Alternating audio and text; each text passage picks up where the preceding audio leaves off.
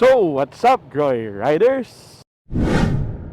For today's video, guys, pupunta tayo ng Atimonan, Quezon at birthday ng aking baby boy tomorrow. So, siya nandun na, no? At gulat siya.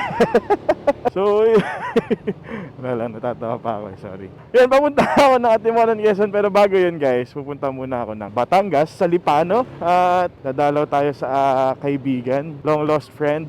Kasi sila ay may binuksan na bagong kainan. Hindi ko sure kung stall lang siya o restaurant na ulit mismo, no? Kasi meron na silang restaurant at nag-vlog na ako dun before sa may Brewfix Cafe sa may Lipa, Batangas. So, ngayon, meron daw silang bago. Malapit lang din daw dun sa kanila cafe and restaurant. Yan. Ito si Kuya Duday tsaka si RB.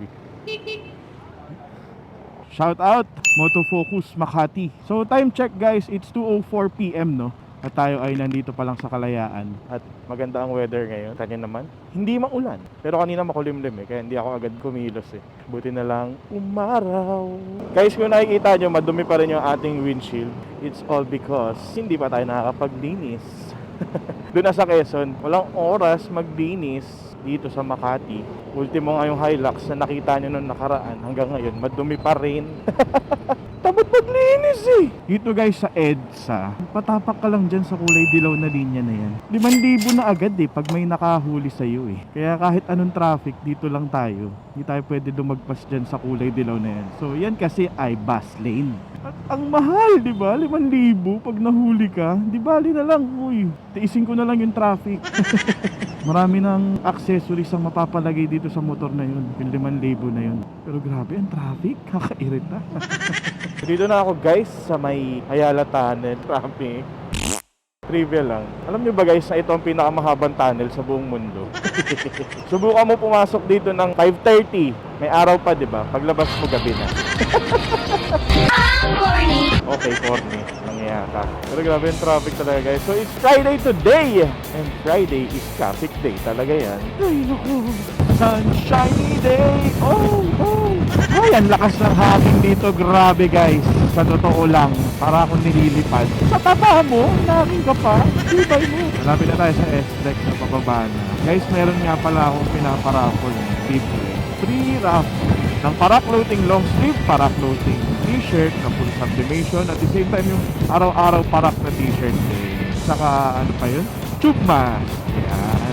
Free lang yun Like nyo yung page ko sa Facebook, Joyride TV. Yan. Hindi ko nga lang sure, guys, kung ma-upload ko pa tong video agad. Kasi today is Friday. Wednesday na yung yung draw. Sunday pa ako makakauwi ng Makati. So, hindi ko talaga sure, no? Kasi, alam nyo napakasipag ko mag-edit. Isang linggo na, wala pang nangyayari. Pero malay nyo, sipagin ako, by Monday, ma-upload ko agad tong video na to. Thank you for using SLEX Elevated Extension. Alright, SLEX na tayo, guys. T-Max, ang ganda. Laki, no? Ganda pa ng pipe niya. Para. Sana all. Para. Kaya na nga, traffic na nga dito sa SLEX, guys. Ganda siguro pang both Ironman din, yung T-Max. Natry ko kasi upuan yung Tech-Max nung nagtitingin-tingin pa lang ako ng mga motor. Ang sarap upuan. Relax na relax. Lambot-lambot. Ang mahal lang kasi niya para sa Max scooter. Hindi ko kakayanin yung presyo. Kano nga ba yun? Limutan ko na yan. Pinauna ko yung T-Max talaga. Kasi ayoko yung may nakabundot sa akin pag traffic. Naiilang ako Ayan, pinalayo ko na siya. Kaya natin siya. Malaki na siya. So guys, ang wag na wag yung dadaanan pag nakamotor. Yan, yung bakal na yan. Delikado yan. Napakadulas niyan, promise. Yan ang tinatawag na bridge connector. Napakadulas. Wag na wag. And so, kahit nakakotse ako, guys, hindi ako dumadaan sa ganun. Natry ko kasi dumaan sa ganun dati, naplatan ako Dun sa may parte ng Chaong, yung tulay doon. Papasok na ako ng starter, guys. So guys, supposedly dito dapat ako mag-exit kung diretso ako ng Katimunan. Then sa may Santa Tomas exit, pupunta tayo ng Batangas Lipa. Sa Lipa tayo mag-exit. Ay, hindi ko pala sure kung Lipa yun o Balete. Balete yan. Sa bago maglipa, ang uulan na sa parte doon, grabe. Huwag naman. So guys, dito na ako sa may Petron, Pabalete exit. Papagas muna tayo dito kasi 2 bars na lang, 175.3 kilometers na natin natakbo.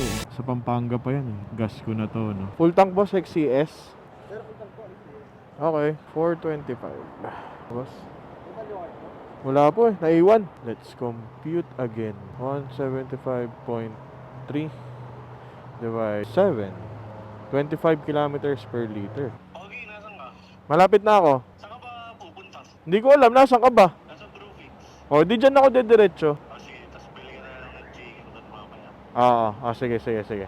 So yung pupuntahan ko is barkada ko sila nung college, no? Silang mag-asawa. Tagal na, no? Nakilala ko sila siguro mga 2010, no? Right, let's go, guys. Ay, hindi ko pa pala nare-reset to. Okay. Wazy. Okay. Tollgate dito, guys, is galing sa Tomas 45. Sa atin ay 344. Kasi galing tayo ng Skyway. Tawid na jeep, oh. Tumawid na jeep. Dito na ako, guys, sa Brufix Cafe and Restaurant. Alright. So, park tayo dito. Iyan, oh. Gwapo ko sa reflection, no? Sana naging reflection na lang ako. Pasok tayo, manggulo tayo agad dito. Tanong ko lang po kung nandyan si Dave. Yung Bombay. Ano? Zoo York, ano? Luma-lumang brand na yan, ah. Siyempre, luma na rin. Galing. Sa bahay. Makati. Uy, yung taba mo, ah. Makati? Oh, tagig na kami. Hindi na kami Makati. Ha? Isa kaya ako sa'yo magpunta sa kabila mamaya. Pwede naman. Wala ka helmet. Hoy, may helmet ako. Asan? Pero wala kaming motor. O gago. Totoo ba? Ito, para tigilan niya kasi ako. Hindi na natuloy yung motor. Papabili mo motor. Bili ka ng... Ay, hindi. Practice ka muna. Bili ka muna maliit. Maliit nga lang gusto ko. Wait lang, gusto niya. Scooter lang. Ayun, scooter naman yan, ah. Papabiling motor, ayaw ko tantanan. Sabi ko, saliga-liga ka, bibilan na kita ng helmet. Tumigil na sa helmet. Mag-helmet ka na lang, gaga. Dito pa kami. Hindi ko pa nga nasusot. Pilit lang. Hayop na yan. Sabi ko nga, benta na, ayaw. Ano helmet ba yun? O yung Retro. pang bagay kasi yung Mga sa Vespa, Vespa. Anong brand? Matagal Kaya nga yun yung makakabili ng pinili ko para Vespa. Vespa. Okay. Pero asa ka na lang. Yun, oh. Guys, papunta naman kami ngayon doon sa bagong pwesto nila. Mga pagkain naman nila doon, mga biryani. Kasi kung nakita nyo naman, guys, si Dave, no? Siya ay isang Bombay. Siya ay Indian, no? Pure Indian na pusong Pinoy. Sila yon yung sinusundan ko ngayon na kotse, no? Itong Tucson na itong. Grabe ang lamig ngayon, guys. Di pa naman ako nag-gloves kasi sabi malapit lang, eh. Ang lamig dito, grabe. Para ka nasa Baguio. Pero sa bagay, kahit sa Makati, ang lamig ngayon, eh. Yun yung bago nilang business. Authentic roasted chicken biryani. So yung kanilang bagong negosyo, guys. Chicken, sarap. Magkano to? Isang buo. Yan, may rice. May rice na yun. Ito ba yung sa Pasig? Ganyan. Ginaya namin. Ginaya nyo. Kaya gaya ka pala, eh. Layo naman daw kami. Saan mo na ba yun? Di pa. Sumikat lang yun sa TikTok yata, eh. Wala, sigat na siya. Mga artista na yung lumalapit sa kanya. Oo nga, eh. Dapat kasi matagal mo lang ginawa, eh. So guys, ito nga pala yung kanilang bagong negosyo, no? Mr. Biryani, authentic roasted chicken biryani. So 300 pesos lang yung kanilang roasted chicken, free biryani rice na yun. Pasok tayo sa loob para makita nyo yung mismong mga chicken, no? Kung paano niluluto. Tabi dyan. Ito yung kanilang oven, no? Dito nila niluluto yung mismong chicken. Just ayan, nakikita nyo naman. Natimplahan na itong mga to, so yan na. Parang ang sarap, po. Tapos, pag naluto, dito siya ilalagay. Saan yung biryani rice nyo? Ito yung kanilang biryani rice, guys. Ito, ano naman to? Ubus na. Nakita nyo? Dahil pa nilang chicken, wala nang biryani rice. Ibig sabihin, masarap. Sila yung owner, dalawa. Nakita niyo to si Dave sa vlog ko before na Brufix. Siya yun, tsaka siya. Sila rin yung owner nun, no? Yung kaninang pinuntahan natin. So yan, guys, 300 pesos lang. Isang buong chicken na ano pa inaantay mo. Punta ka lang dito. Ano address nito? Marawoy, Lipas. Marawoy, Lipa City, Batangas. Sa St. Francis de Sales Seminary. Lapit siya doon. Kasi hindi ko alam saan ba yun. Dito lang ba yun? Seminaryo. Top opening pala. Soft opening pero ubus na agad, no? Paano itong mga to? Ano na, next batch na. Namin sinasabay-sabay. Kasi para bagong nandun. Oo, tama. Ano oras kayo nagbubukas?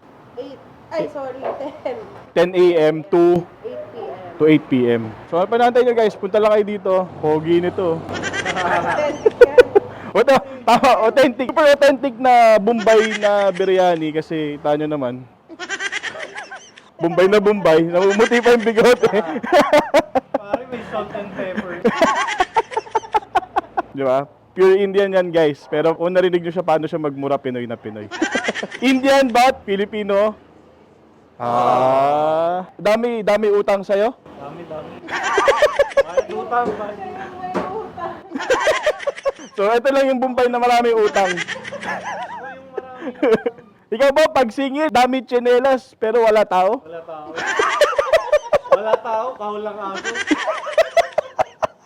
Ayup. So guys, dito lang yan. Mr. Biryani. Authentic roasted chicken biryani. Alright. Ilang batch yung niluluto nyo? Depende, kung kunwari mabilis, isa lang ka na ulit. Kasi magdodry kapag sabay-sabay. Oo. Papangit yung ano nung chicken. Yung texture. So ako, nag-order ako guys ng dalawa. Iuwi ko sa Quezon, no? Papasalubong ko sa kanila. Kaso hindi ko alam kung saan ko ilalagay sa motor ko kasi punong-puno na. Punong-puno ng gamit ko yung box tsaka nandito yung helmet ni Ann. Kasi pag pauwi na namin galing Quezon sa Sunday, kasama ko na siya, no? Oh. So yan oh, guys, ito yung kanilang store. Sana soon magkaroon din tayo ng ganitong negosyo, no? Nakakaingit. Dami na nilang negosyo eh. Dalawa na, biryani tsaka yung brewfix. So dito yung tinitimpla guys, yung biryani nila. Yan no, kita nyo naman kung full of spices na yan. Ito, ano to? Yan yung rice. Ito na yung rice. Lalagay mo yung Oh, ito na yung rice. Sabay salang. Oh, di ba? Yan sila magtrabaho guys, napakalinis. At sila naman, yung mga poging taga-serve, no? Ito, tropa ko na to eh. So yun guys, paalis na tayo, no? Sige na, alis na ako. Abush, thank you. Bye-bye, thank you. Bye. Ingat pa, papalala. Dave, alis na ako, Dave! So guys, nalarga na tayo. Gabi na masyado, no? So, ito na yung Mr. Biryani. Puntahan nyo lang dito guys, sa may Lipa. Alright. Okay. Thank you. Ito na ako. So, time check guys. It's 6:16. Joke. 6:18 na pala. Ano oras kaya tayo makarating ng Antimonan? Nakalagay sa Waze ko is 9:26, 3 hours and 8 minutes. Sulit naman yung ating punta dito sa Batangas, no? Kasi, siyempre, nakita ulit natin yung mga kaibigan na tunay.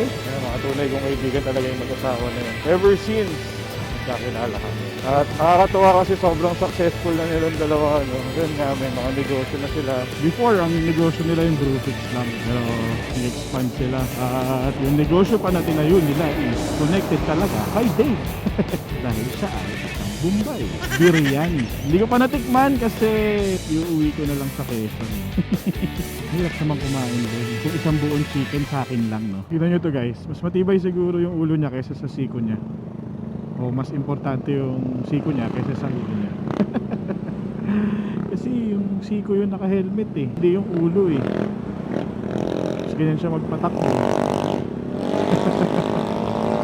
Ay, naku naman talaga. Okay guys, dito na tayo sa bayan ng Padre Garcia, Batangas. Susunod dito, Quezon na. Alright, bayan ng San Antonio, lalawigan ng Quezon. Yun o, Quezon na tayo.